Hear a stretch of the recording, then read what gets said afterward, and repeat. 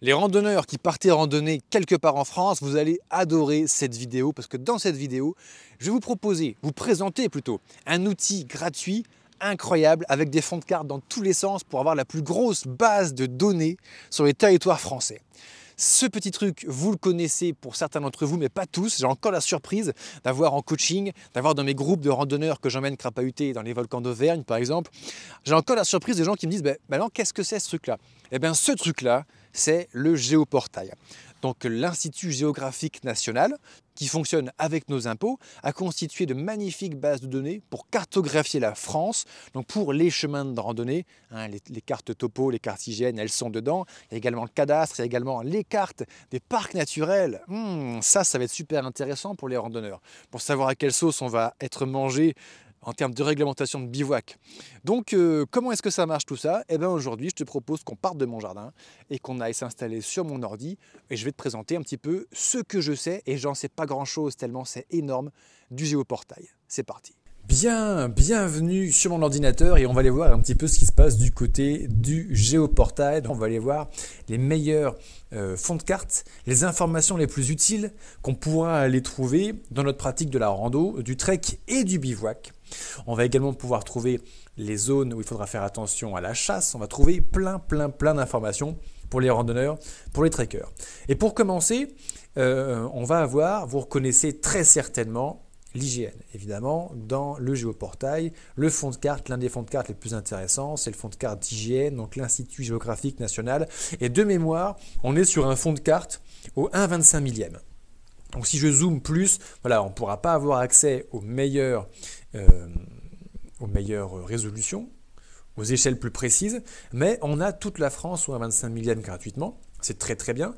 Et pour ceux d'ailleurs, celles et ceux qui veulent aller un peu plus loin dans l'hygiène, n'hésitez pas à télécharger l'application Iphigénie sur votre smartphone qui vous permet d'avoir de manière gratuite la même chose que pour le géoportail, ça veut dire toute la France ou 1/25 millième, et en payant 15 € par an, c'est-à-dire 1 € par mois à peu près, donc vraiment pas grand-chose.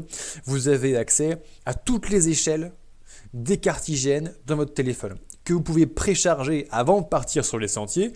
Et Iphigénie, l'application va avoir une possibilité de faire le GPS. Donc en termes d'outils de navigation pour une rando, un trek, c'est juste incroyable. C'est ce que j'utilise aujourd'hui.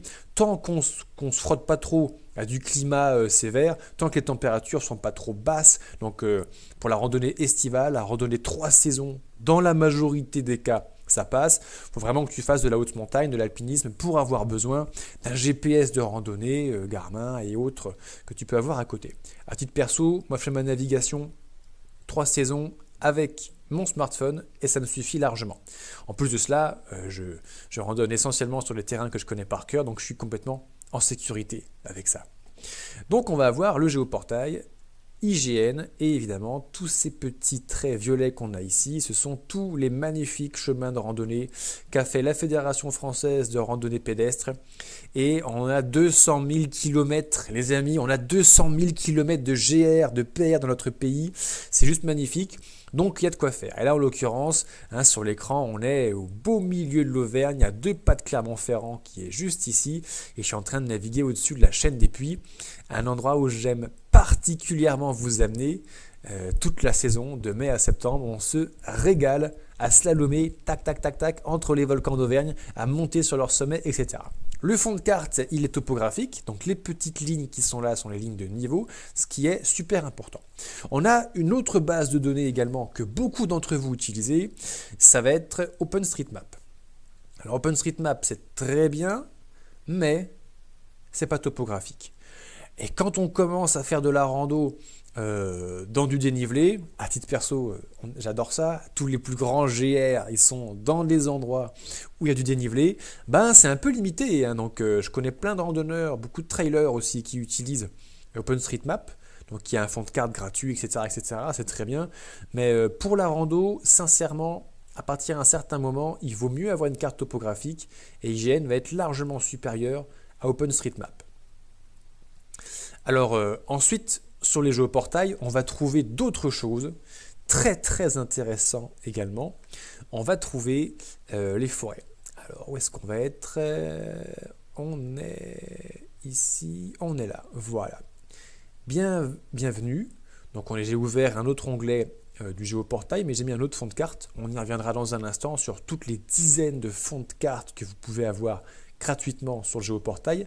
Et là, toutes les petites taches vertes et marron, ce sont les forêts publiques françaises. Et ça, les randonneurs, les randonneuses, ça nous intéresse notamment à partir du mois de septembre jusqu'au mois de mars-avril, parce que on va avoir plus facilement accès, je trouve à titre personnel, aux dates de chasse en battu dans les forêts publiques que dans certaines forêts privées. Donc, une information super intéressante. En effet, comme on en a parlé sur la chaîne il n'y a pas très longtemps, quand je prépare mes randos l'hiver, je fais en sorte d'éviter les chasses en battu. Pour les éviter, il vaut mieux connaître leur date, et ça, c'est un super outil. D'ailleurs, c'est marrant parce que moi, je viens de la frontière entre la Champagne et la Bourgogne, vous voyez cet immense massif forestier qui est ici, où une grande partie des forêts sont publiques. On a aussi cette culture de forêt publique dans tout le quart nord-est de la France, en Alsace, dans les Vosges, vous voyez, tout le massif de forêt des Vosges, c'est de la forêt publique. Donc vert, c'est domanial, marron, c'est communal. Alors que dans d'autres coins de la France, il y a des départements, il n'y a quasiment pas un pet de forêt publique, on n'est que sur de la forêt privée. Donc j'imagine pour nos chers amis randonneurs, randonneuses qui sont dans ces coins-là, que c'est beaucoup plus difficile d'avoir accès aux dates de chasse notamment. Alors moi je trouve que c'était normal, mais du coup c'est le pays d'où je viens qui est comme ça, donc ça dépend d'où tu regardes cette vidéo. On va prendre un exemple, on va aller par exemple à Nevers, au beau milieu de la Bourgogne, dans le 58, la Nièvre. Si je zoome juste au nord de Nevers, on va avoir la forêt domaniale des Bertranges. Génial. Et quand je clique effectivement sur le carré vert, on a la confirmation forêt domaniale des Bertranges. Là, on va être sur la forêt communale de Varennes. Et puis j'imagine que pas bien loin, on va avoir celle d'Urzy exactement. Donc, tu as la carte, tu as le fond de carte de tous les massifs forestiers publics français. Et ça, c'est super intéressant. Ce n'est pas suffisant pour aller jusqu'au bout. Ce qui serait parfait, c'est que Géoportail intègre les dates de chasse. Il me semble que quand les dates sont suffisamment bien publiées, il y a déjà. Mais à défaut, c'est pas grave, on va aller sur le site de l'ONF. Alors LBR, c'est un super site, le blog Le Banquier Randonneur pour te renseigner. On en reparle dans un instant quand on parlera des parcs naturels et pour voir un petit peu comment est-ce qu'on gère la réglementation du bivouac. Mais pour l'instant, on va quand même aller chez l'ONF, l'Office National des Forêts. Et l'Office National des Forêts va nous offrir de belles informations. Donc si je rezoome à nouveau dans un coin comme Nevers, que je connais pas mal, on va avoir, donc sur la carte, tu peux le voir, toutes les forêts domaniales sont référencées. Donc on va avoir les Amognes, juste ici, on va avoir Guérigny, les Bertranges, qui sont très très étendues, on va avoir la forêt domaniale de Prémery, on va avoir Sardol-Cigogne certainement, c'est ça, les Minimes près de la Machine, ok. Et si on allait par exemple aux Amognes, quelles informations on va avoir? Les informations relatives aux jours de chasse à tir collectif pour la saison 2024-2025 sont en cours de préparation. Donc là, ça veut dire typiquement qu'on n'a pas encore les dates. Mais reviens dans quelques jours, quelques semaines. On a déjà le 19 novembre, ça devrait être mis à jour. Ça va peut-être pas tarder, certainement. Sur la saison 2023-2024, c'était plus proprement fait. Les dates ont été correctement publiées tôt. On a les jours de chasse. Donc les jours d'ouverture de chasse, par exemple, je ne vais pas en dire parce que du coup je ne vais pas faire de mauvais exemples, mais on a les jours d'ouverture en fonction des sections, voire les dates précises en fonction des zones de chasse qui sont référencées. Donc le site de l'ONF permet de compléter ta base de données pour savoir comment éviter les chasses en battu. Des espaces protégés, super. Alors là, je retourne sur mon géoportail et c'est là qu'on va découvrir un petit peu toutes les merveilles qu'on a ici. Données thématiques, agriculture, culture patrimoine, développement durable et énergie, économie, éducation, bref, tu as des dizaines, peut-être des centaines de fonds de cartes différentes thématiques en fonction de ce qui t'intéresse. Donc les agris sont très certainement très intéressés par l'agriculture, culture patrimoine, santé sociale, patati patata. Nous, ce qui nous intéresse, les randonneurs, ça va se passer dans développement durable et énergie, qui est un peu la boîte à fourre-tout. On va aller dans espace protégé et là, on va cliquer par exemple sur les parcs nationaux. Il y a 11 parcs nationaux dans notre magnifique pays. Les voici. avec les zones cœur de parc et les zones de parc tout court. Donc le nouveau parc national de forêt, le PNF qui a été créé, c'est le petit dernier. On va avoir évidemment tous les parcs dans nos grands massifs montagneux, hein, Alpes, Pyrénées, Massif central essentiellement. Et il y a d'autres choses. Il n'y a pas que les parcs nationaux, ce serait trop facile. Il y a également les parcs naturels régionaux. Ah, là il y en a une cinquantaine, ça se complique et il y en a absolument partout. D'ailleurs, tu peux empiler les fonds de carte. Parcs régionaux, parcs nationaux en vert foncé. Donc, quand tu prépares une randonnée, par exemple une randonnée au long cours pour traverser un de nos beaux massifs montagneux, je sais pas, il y a beaucoup de randonneurs, de randonneuses qui font appel à mes services, que ce soit à travers la formation en vidéo ou en venant marcher sur le terrain avec un petit groupe pour se préparer, par exemple au GR10, la grande traversée des Pyrénées.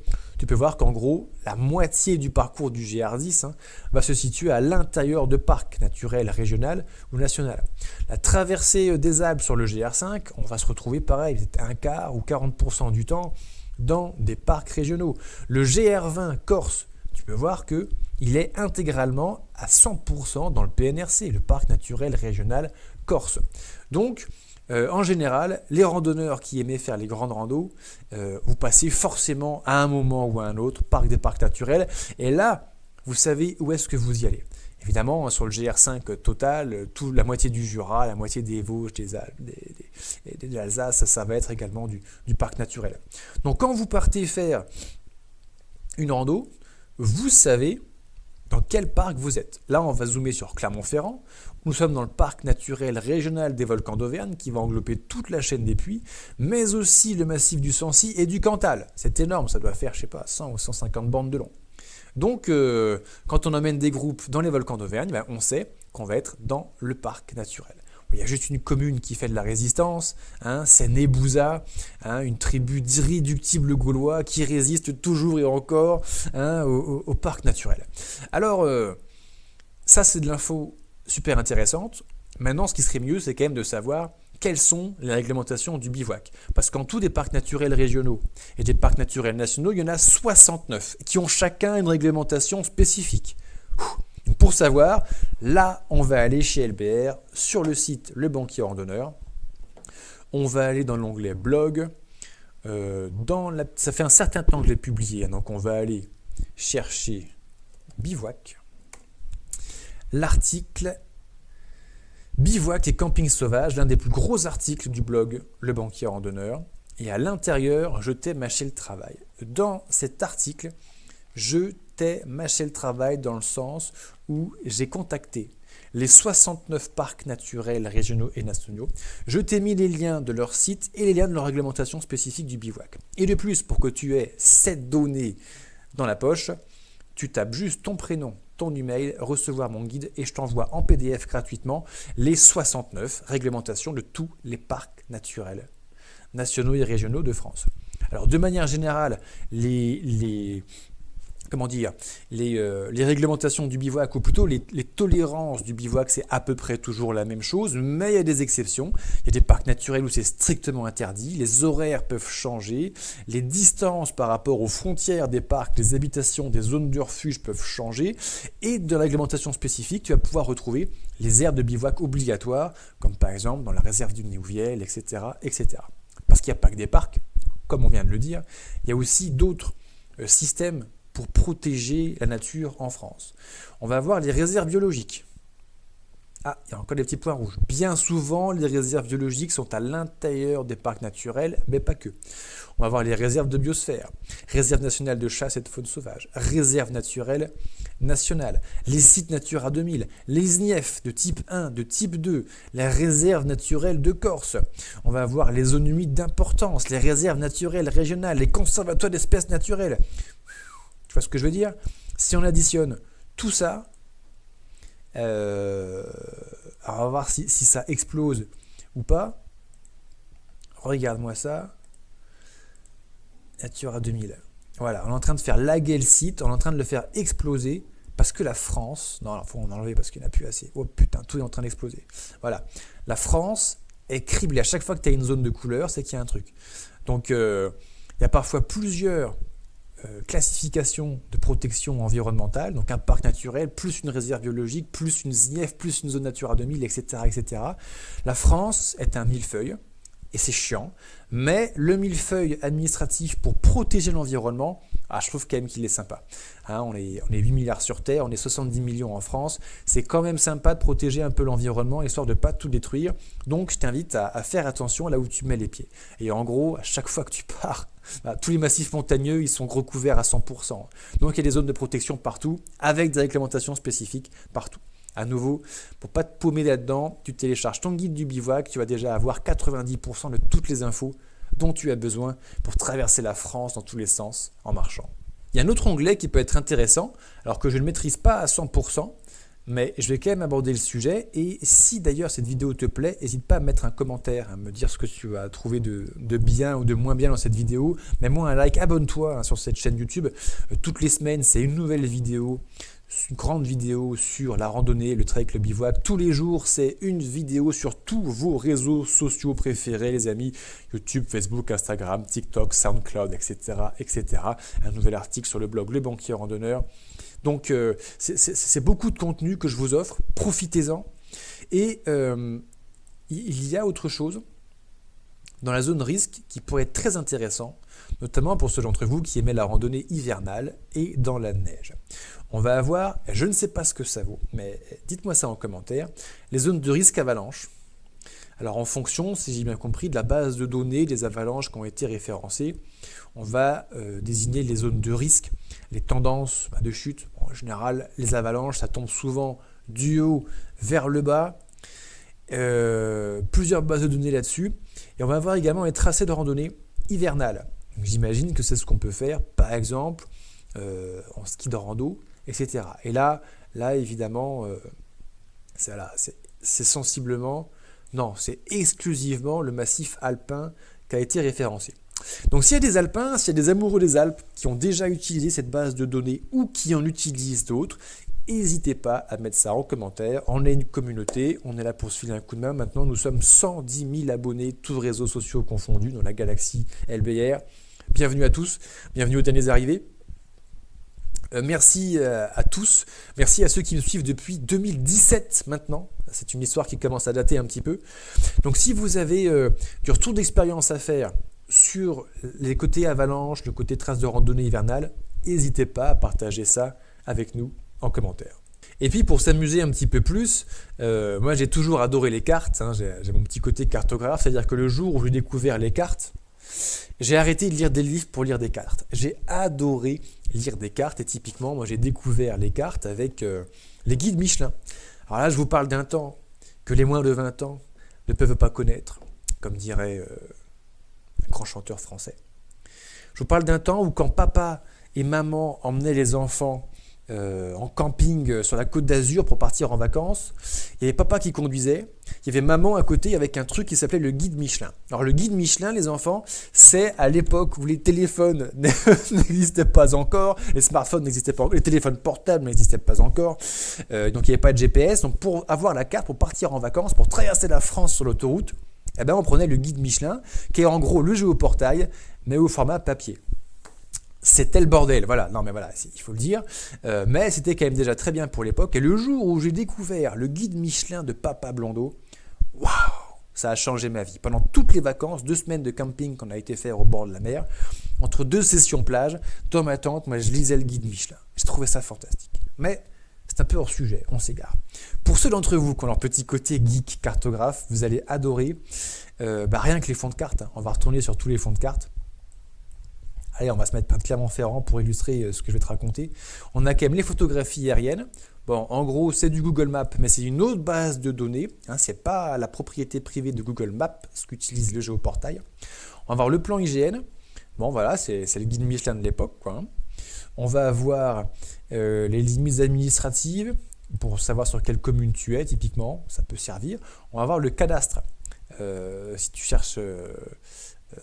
bon, c'est pas aussi bien que France Cadastre, mais si tu cherches à savoir qui est le propriétaire de la forêt qui est au bout de ton champ, hein, j'ai fait ça il n'y a pas longtemps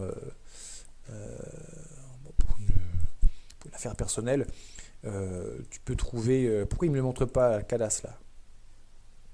carte géographique, cadastre, parcelle cadastrale. Si on zoome un peu dans la commune de Saint-Genès-Champanel, voilà, on va voir toutes les sections cadastrales partout. Bon, ça c'est un peu hors contexte par rapport à nos activités de randonneurs. Ensuite, on retourne sur notre hygiène topographique. On va voir la carte du relief, très jolie. Regardez comme elle est belle. Regardez comme elle est belle, notre France. Ah, c'est magnifique. Évidemment, plus c'est vert, plus c'est bas en altitude. Et plus c'est marron, plus ça monte.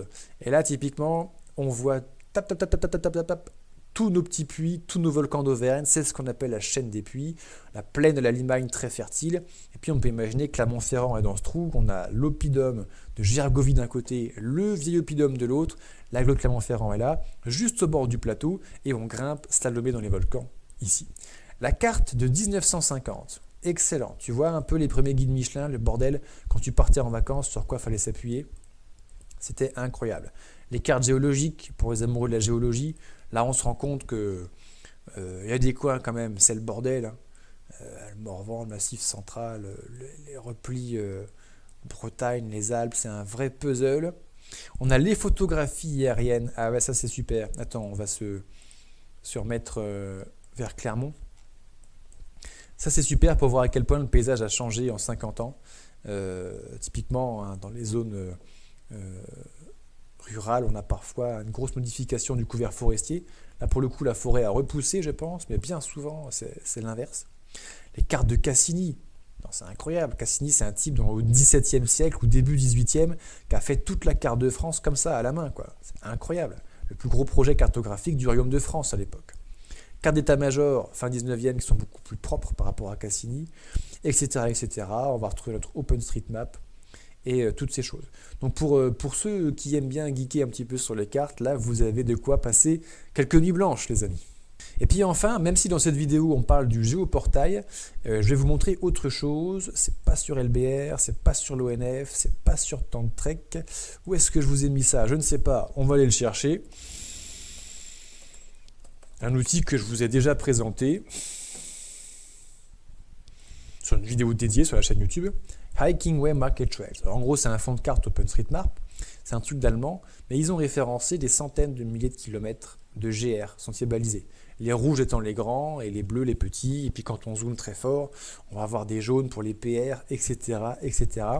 Moi, quand je rêve de mes futurs randos, quand j'ai rêvé de ma traversée de l'Europe, je me suis quand même pas mal appuyé sur Hikingway Market Trails pour prendre les itinéraires les plus directs pour faire mes aventures. Vraiment de quoi se régaler. Bien, si tu as apprécié cette vidéo sur le géoportail, cet outil absolument magnifique, gratuit à ta disposition, n'hésite pas à liker cette publication, à me dire ce que tu en as pensé en commentaire, abonne-toi si ce n'est pas déjà fait, et voilà, dis-nous comment tu utilises le géoportail, si tu connais d'autres sites, d'autres applications, d'autres bases de données pour compléter. Sur la chaîne par exemple, j'ai déjà partagé un tuto sur le site Hikingway Market Trails, qui est aussi une magnifique base de données, je trouve. Donc n'hésite pas à partager toutes tes petites astuces. Et puis, moi je te dis à la semaine prochaine sur une nouvelle vidéo pour parler de randonnée, de trek, de bivouac et à très bientôt sur les sentiers pour celles et ceux qui sont déjà en train de réserver leur place pour nos événements rando bivouac. C'est absolument incroyable les amis. Moi j'y croyais pas, c'est-à-dire que là on va être fin de l'année, il y a déjà des événements pour l'année prochaine, pour l'été prochain qui sont pleins. Il y a des gens qui réservent 6, 8, 9 mois à l'avance pour pouvoir crapahuter en petit groupe convivial, passer un bon moment dans les volcans d'Auvergne par exemple derrière, mais également dans le Morvan, dans la forêt de Fontainebleau et toutes les belles destinations en France qu'on va ouvrir pour passer un bon moment en week-end rando bivouac. Allez, à très bientôt sur les sentiers, ciao.